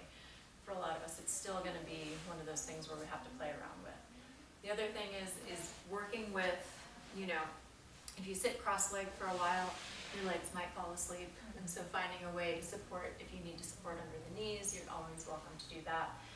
But the idea is, when I talk about the spine having its natural S-curve, one of the best ways to find that, because, you know, we work with different issues with the spine, right? I've got scoliosis, so it's like, I don't know what a natural S-curve is, you know. So the idea is, think of like plates stacking, right? And so if you were to sit on the floor and get your hips and your knees to where they need to be, think about having a string tied to the very crown of your head. And you're pulled up really, really, really tight, and so you're super tall and rigid, and then somebody cuts that string and the plates just stack naturally. So you can try that when you come to a seat to sit down for meditation. Get yourself really, really stiff, and then I'll visualize that string being cut and let yourself still be upright, but in a little bit more of a relaxed state, right? Because if you're too uncomfortable, you're going to focus on that for your meditation instead of your breath. When I first started meditating, I would do that. I'd be like right where I'm supposed to be, and then 5 minutes later, I open my eyes and I'm like leaning forward and over. I'm like, what is happening? So that's common too. Just know that your plates might shift a little bit. Yeah. Plate tectonics pulling you or something. I don't know what it is. Makes sense with the breath and all that. So the other part of what we'll do tonight is pratyahara, and that is drawing in the senses. So rather than trying to, I have an itch, ignore it, we're going to focus on it, right? I'm going to have you really focus on sensations in a very systemic way, so that way you have that focus, so you're not so inclined to follow that sensation down the rabbit hole, right? And so the cool thing is, and we won't do it tonight, but one of the cool things that you can kind of play with is using that to your meditation practice. And so really focusing on those sensations and seeing how they shift and change as they are, right? Like pain isn't constant, sensations aren't constant, they flow, they ebb and flow. So you get to look at that a little bit too. So we'll work with sounds, we'll work with sight, we'll work with other bodily sensations like skin sensations, good stuff.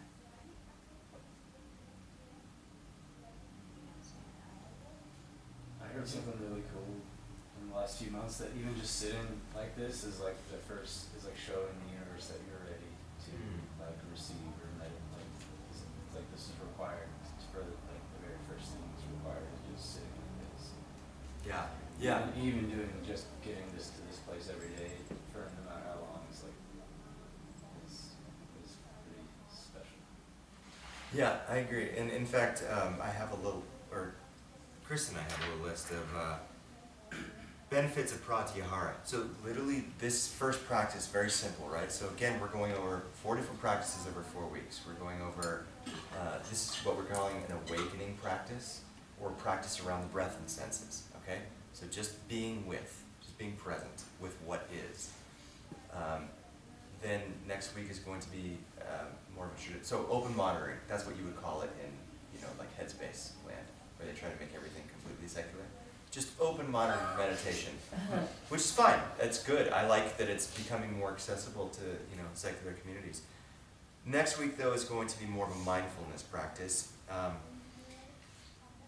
meaning that we'll still start kind of with this whole idea of breath, senses, but then we're going to go in a little bit deeper into, well, we'll talk about what mindfulness is and how it's a little bit different next week.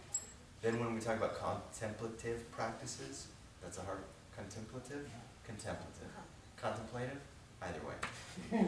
That's when we're going to start to use the focus of the mind to cultivate specific virtues based on whatever object we choose. Does that make sense? So kind of the 4 ones, just give you a preview.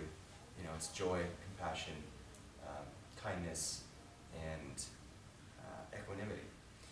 And it just so happened, oh, and then the 4th week yoga meditation is putting it all together. Because that's what really yoga meditation is about, is actualizing the full potential of the human ability. And so why wouldn't you start to work towards developing a meditation that not only gives you flow of immersion, but also gives you resilience, gives you rest, gives you calm, gives you, and by the way, this list is paltry compared to the true benefits of meditation. And then we kind of will go through different benefits of the different practices as we go week by week. So pratyahara specifically, the ones we're going to do tonight, the practice benefits are temperance, so that's similar to resilience. Equanimity. Equanimity is oftentimes mistaken as indifference, but what equanimity is it's an empowering tool, because what equanimity gives us the ability to do is whatever happens, good or bad on the outside world, we get to choose how we respond rather than react impulsively, rather than, go into automatic reaction. What is that word mean? Equanimity? Equanimity is exactly that, is being equanimous towards whatever external stimulus is. So it doesn't mean, and this is the thing with this liberation from suffering idea, I think you kind of pointed towards this. This doesn't mean that you won't experience pain, but your relationship to pain changes. You don't suffer pain needlessly or beyond the extent of it. They did this study with this Rinpoche, I can't remember who it was, but he's been meditating for 32 years. He's a master of meditation. And they would hurt him, they would burn him, and they would do that to other people who never meditated. And they did EKGs on the brainwave patterns. And what they found was the guy who meditated his whole life experienced the pain at much more intense and severe degrees of pain. So you think to yourself, well, damn, I don't want to meditate then. I want to just be numb to that stuff. However, when the stimulus was taken away, his brainwave pattern dropped lower, faster, and deeper, and the others tapered off over a long period of time. So the pain actually still had an effect on them even after the stimulus was gone for a much longer period of time than people who had not meditated. So there's something to be said about the idea of, again, engaging with reality in a very brave and courageous way, where we're not using our senses to dull it or diffuse it, so that we can really approach it in a way that when it's over, we're done with it too. There's this interesting thing. Let me get through this real quick. Like if I cut my arm accidentally, say I cut my arm just like walking in the door, I cut it. Well, say if it takes 3 weeks for the wound to heal. But then there's an emotional trauma and a mental trauma that goes along with that. However, if those traumas were benign, those may heal much faster than the 3 weeks it takes for my cells and blood cells, to repair that. However, if I was attacked by a bear, well, this may take 3 weeks to heal, but the emotional and mental trauma of that is going to take a lot longer to get out of my nervous system. And we don't oftentimes take into account that us human beings have these different capacities and layers to how complex we really are. We're not just a body, we're not just a mind, and they're not separate from each other either. That's the weird thing. They're connected, yet they're also entities in and of themselves. Please. So 2 things. One, equanimity, I think 100% what Austin said, but also it works the other way too in terms of something really, really happening.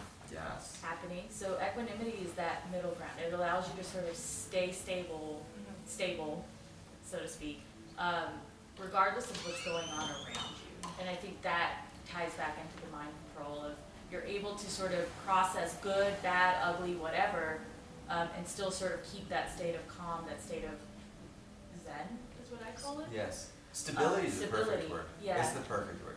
And so that's kind of what equanimity is. But it's a personal story. The way I use it is I have a lot of anxiety and I have depression. And so, of course, there are the medical solutions to that, in which, of course, those are also accepted, and I use them as well. But the meditation helps me when I'm feeling especially anxious or I'm feeling especially high, in high spirits. I use that equanimity to sort of ground myself, to say, okay, this is what's going on around you, take that deep breath. And you are the same person no matter what's going on around you, so it's actually been helping me with my anxiety as well. So just wanted to I like it. Thank I you. know. Yeah. I need some of that. Girls, not easy. Yeah, I also eat, so there's that. No, I was eating it with the spoon, you know. Oh, If I have a cereal. Oh, that's what the Stoics practice. The Stokes practice. Yeah, Yeah. non-reactivity. Yeah. Stay in the middle rather Yeah. than top and bottom. But it's the way the Buddhists look at it is that it's it's an understanding that everything is temporary. The highest highs, the lowest lows, it's all temporary. So you have the same stable mindset when you're looking at them. And I think the difference in terms of using a loci of stability in yoga versus Stoicism, is Stoicism does it in a way to deal with that which you cannot control. Whereas yoga uses it as a first step towards infusing reality with your powers of manifestation, because once you find a focal point of stability, then you can start to infuse into your world, into other people's worlds, other virtues, compassion, joy, and loving kindness. So equanimity is really the gateway into really becoming a superhero, you know? Because these are the greatest powers humankind has access to. But you can't, so whereas Stoicism, that's like the penultimate is equanimity. Well, where they stop is kind of where yoga begins, It's kind of like, no, let's use that as a ground to then be kind, to be compassionate, and to be joyful as well. But joyful in a Spiritual sense. right, and we're going to actually talk about joy in much more detail on week 3. What's called in Buddhism the near enemy and the far enemy of joy. Yeah. Okay, let's do the meditation. Let's do it. Should we do it out here? Do you have to move that? No, are you going to stay there? It just needs to be in I front of thought you. you wanted to go in the small studio to do the meditation. No. I think they're not going to be out until 8:30. We got it. I am going to turn the light off. Yeah, we can put that. I'll turn this one on. I have the light off. Turning this one on. I'm just saying. It's been a really long day. Oh. I'm tired. Oh, actually, I do want to, you just brought up a good point. So let me just say something to you real quick about the meditation that we're going to be practicing over the next 4 weeks is not checking out. It is not, the goal is not to get rest from it. If you do it, you will become more rested when you do rest. But if you are really struggling with the meditation that we're teaching you because you're falling asleep, you're not getting effort, it's because you're not rested. This is a meditation technique and practice over the next 4 weeks that you're going to get more benefit from the more rested you are going into, right? Just like when you're studying for a test or whatever it might be, the levels of concentration are going to be more accessible to you the more you have your faculty, which is the more you're rested. So know this, that if you need to take a shavasana before or after your meditation, do that. That's a great way to just take a quick 5-minute nap, then do your meditation. Nobody said you couldn't do that. What do you got there? Bolsters? Does anybody want a bolster? A blanket? Best box? aid ever. Water. Don't do She's earning her money. No, I'm just kidding. So, oh my gosh. Well, while that's going on, I'm going to help you get into a comfortable seat, because as you sit, you might be comfortable right now in this moment, but as time goes on, you might start to get uncomfortable. So be sure that you're sitting up on something so that you can visibly see your knees at least at hip level or lower. And so that might mean you need to sit up a little bit higher. And then what I want you to do is kind of work yourself so that you're almost to the edge of whatever it is that you're sitting on. So it feels like if you imagine your hips like a punch bowl, right? And we want to sort of tip that punch bowl ever so slightly forward so that you get your natural curve in your low back. And then once you find that, we'll actually use a mudra that I have a horrible time saying. Chin mudra? Oh, chin mudra. Next week, but I'm going to have a hard time. Just can't mudra. Just say can't. Yeah. Don't worry about it. So we'll take chin mudra today. And chin means consciousness. And so you take the tip of your first finger and your thumb, and press them together lightly. Extend the rest of your fingers out, and actually you turn your palms down.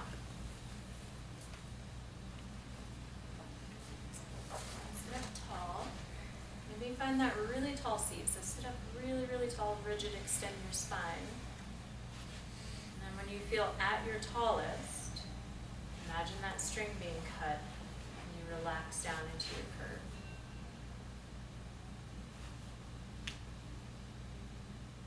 Once you start to settle into your seat, make sure that you start to draw in your breath, in through the nose and out through the nose. After you've worked out all the fidgets and the wiggles, begin to firm your seat and resolve to sit for the duration of the meditation.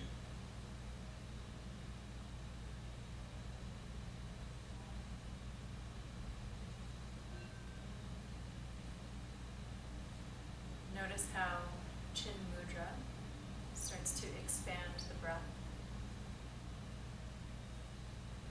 And ever so gently extending the exhale.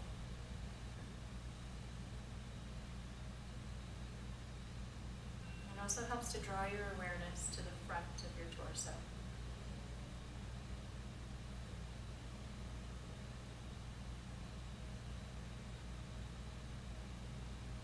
Allow the breath to deepen here. Slowly allow the belly to soften forward on the inhale. Find a gentle tone as you exhale. Draw the navel towards the spine.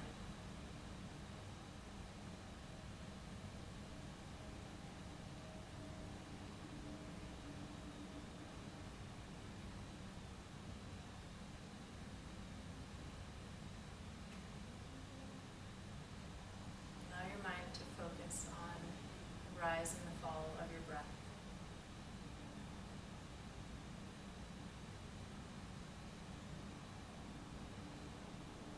If you get distracted from the breath or agitated during practice, simply notice that. When you do notice that, draw your awareness back to your breath and return to the practice.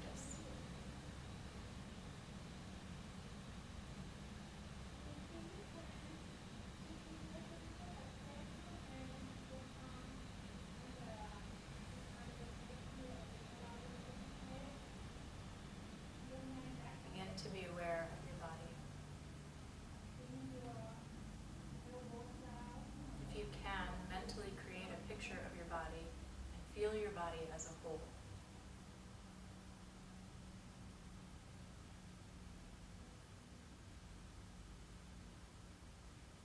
Try to be aware of as many sensations as you can throughout your whole body.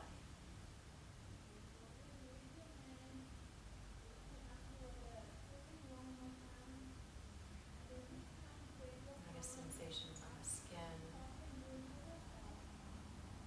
sounds, deep sensations in the muscles and the bones.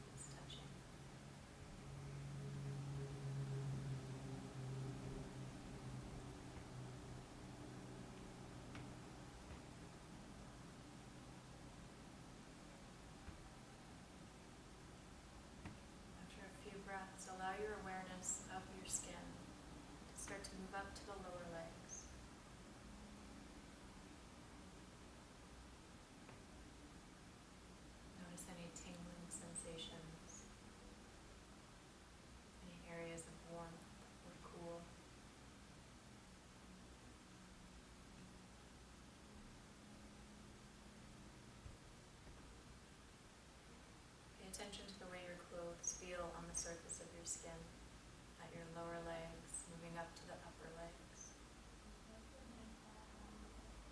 Are they soft, abrasive?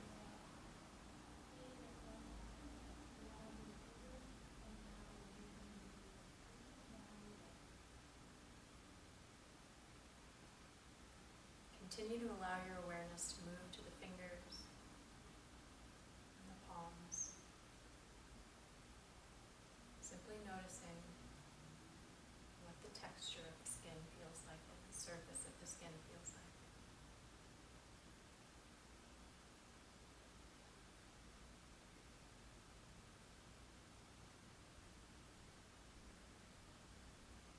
Allow that awareness to move up the arms to the shoulders.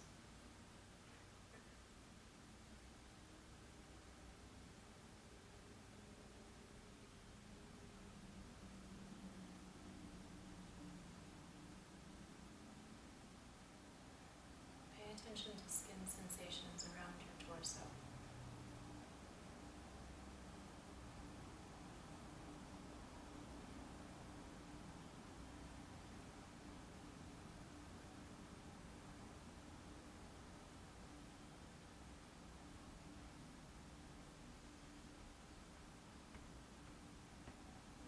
Feel the sensations on your face, your cheeks,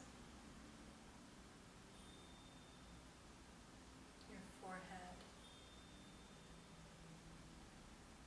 your chin, your nose, and your lips.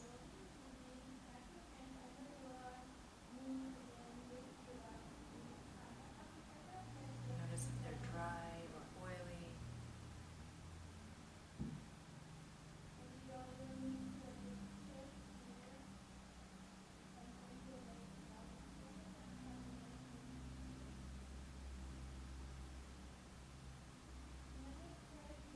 Feel the tongue and saliva in your mouth.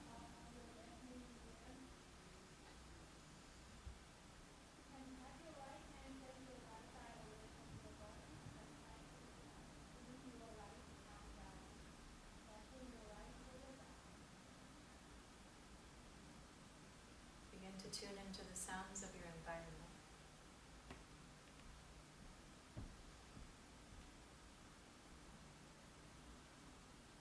Let yourself expand your hearing and awareness to let in as many sounds as possible,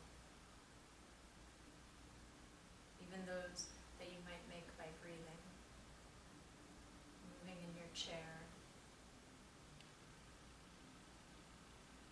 or even possibly your heartbeat.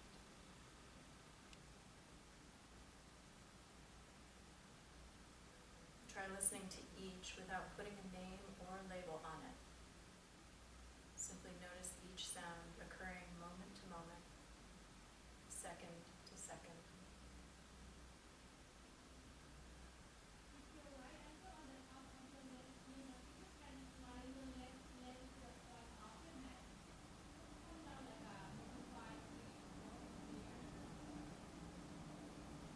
If your mind starts to follow one particular sound, remember to notice that. Release your attachment to it and draw yourself back to your breath.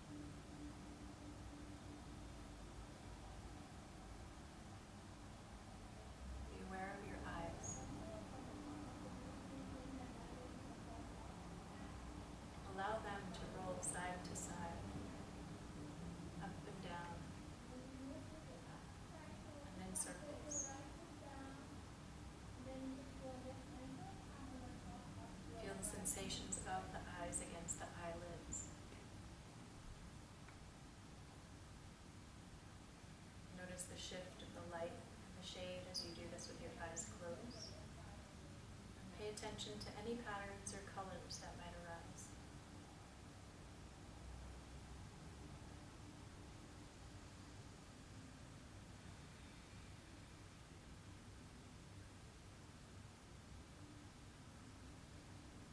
Become aware of the frame of your body. Feel the bones beneath the surface. Pay attention to the structure and stability that your bones provide, giving shape to your body.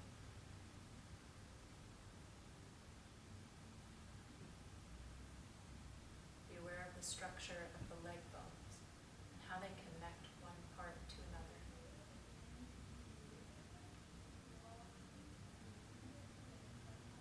And then do the same with the arm bones. See the bones as separate from yourself.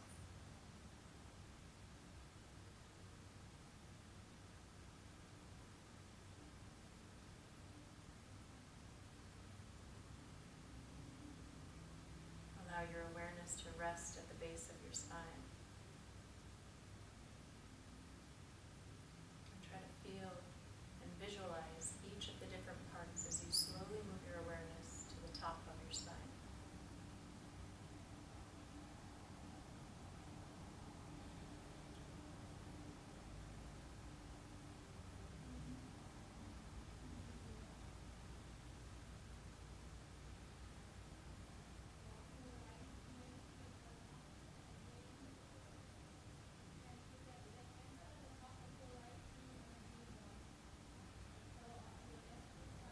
Slowly start to allow the sense awareness to move to the background.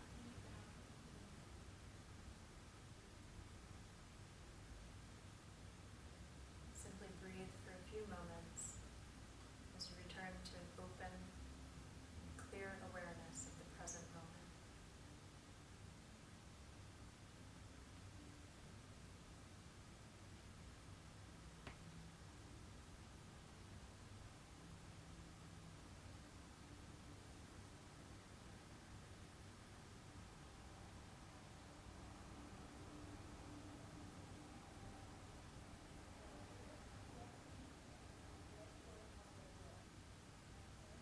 In this awareness of the present moment, begin to cultivate a sense of gratitude for your practice. You might call to mind a specific aspect that you're grateful for, or simply a general sense of gratitude. If it's helpful, you might use the phrase, "I am thankful for," and fill in the blank with your object.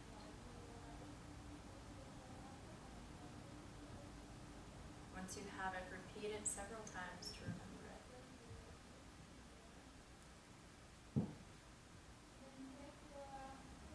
And then when you're ready, turn your attention slightly to the feeling of thankfulness itself. Allow the sensation of gratitude to grow so you rest in this awareness of gratitude itself.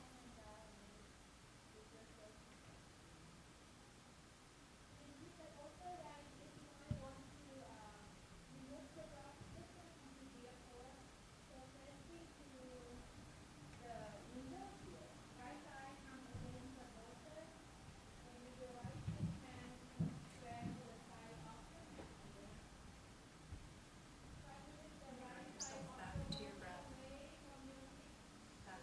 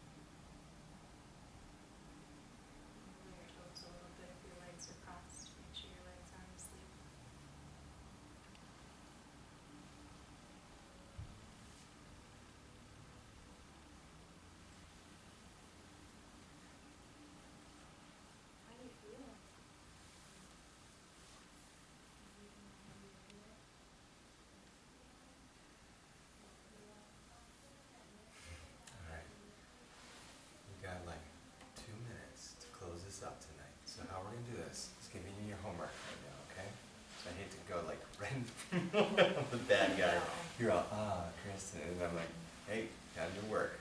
This is what your homework is for the next week. In terms of setting yourself up for a successful week of practice, you know, I would say choose right now. Are you going to do 1 or 2 times a day? Okay, you got it? Did you choose? Who's going to do 1 time a day? Great. Rest of you going to do 2 times a day? Okay. Those of you doing 1 time a day, are you going to do morning or night? Choose that and stick with it. Okay. You want to. There's some things I want you to, at least for this exercise, these 4 weeks, to practice to create a little consistency around, and that is time, time of day, so length of time, time of day, location. Those 3 things. So do you have also a location that you're not going to be bothered, not distracted by? So if that's like getting out of the house, away from the dogs, do that, you know. But try to, at least for 7 days, you know, granted your schedule may shift, but you know, if it's going to be 9 o'clock most days, but on Thursday you work at 9 o'clock, keep it close in that range. If you have to move it to 8 or whatever, okay? So, and the last thing is length of time. So what I want you to do is commit to 5 minutes at the minimum and 10 minutes at the maximum this first week. Okay? And you will focus on the breath and your senses.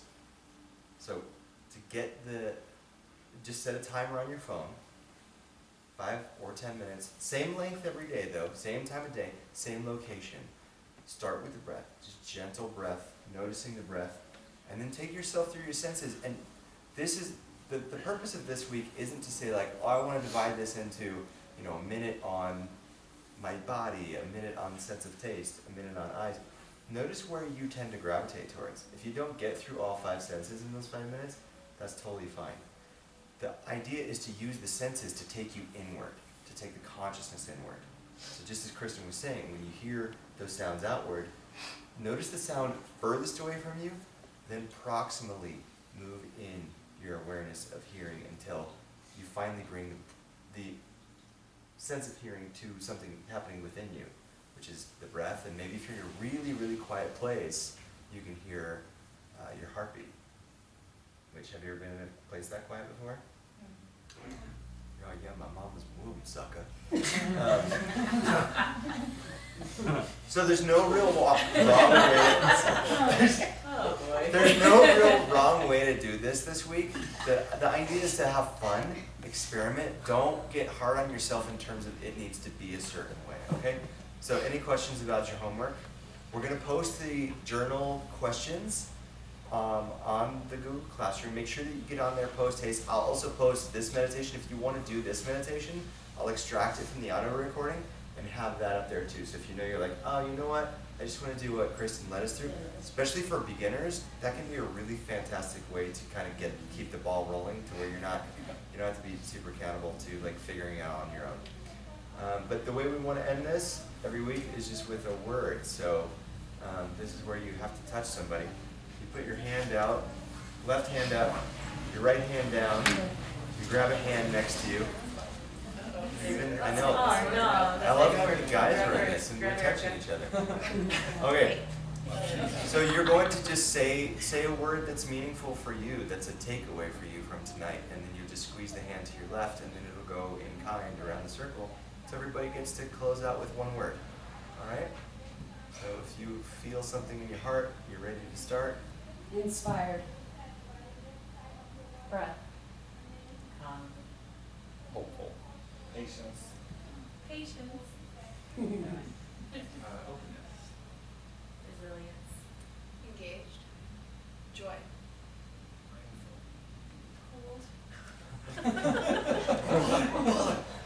Gratitude. Solace.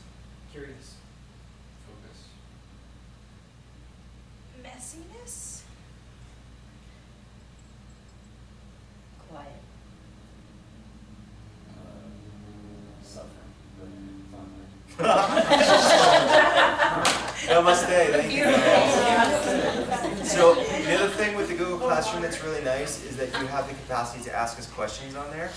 And you can post it as a private question, you can post it as a public question. Same thing with the discussion and journal questions that we put up there for you. Journal questions, maybe you just want to write them in your journal. And so it's not like homework that you have to, you're not getting graded on this, obviously. But, you know, if you want to post it publicly, it's great because then we get that commonwealth of knowledge to learn off. So, you know, if you feel comfortable posting it publicly, that's great. If not, that's great too. Any other questions about this? Remind me again, are you seeing an email for that link? You were already registered a while ago, so I sent it out this morning. Oh, Yeah, If so you didn't get it, I can resend it. check the junk. Yeah, if you don't see the junk, we can resend it. It came from Kristen at Cambio Yoga. And thank you all. This has been awesome. I hope it was a good first night for you. And I'll miss you next week. I can't believe I can miss next week. I'm gonna be mountain biking in California. Yes, but would you I'll be plan surfing, on really. your mountain bike question? So when I San Diego, LA, and like I got on the ground. Nice to meet you too. Nice to meet you too. See you next week. And I did.